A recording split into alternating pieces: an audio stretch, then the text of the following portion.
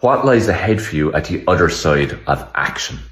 I want you to start focusing on this. I want you to focus on it right now. If you take positive action, I want you to wipe out all possible fears. I want to wipe out what ifs, all that kind of stuff. I want you to just think about your clear vision of what it is you want your life to look like, aspects of it or as whole.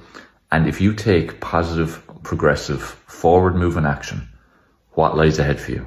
And I want you to get excited about it, which you're naturally going to do anyway, but I want you to really immerse into the feeling of what it'll be like to actually live that. Because the thing is, that is the potential that's there for you. I stress all the time that you literally are holding the pen in your hand, writing your life script. But the way you manage your energy and your emotion has a huge impact on where that life script will become your lived reality or not. So you have to, again, focus in your mind on what it is you want. You need to focus your mind that it's already there. You need to focus your mind on the importance of taking action. So think about it. What lies on the other side of action today? Go take it.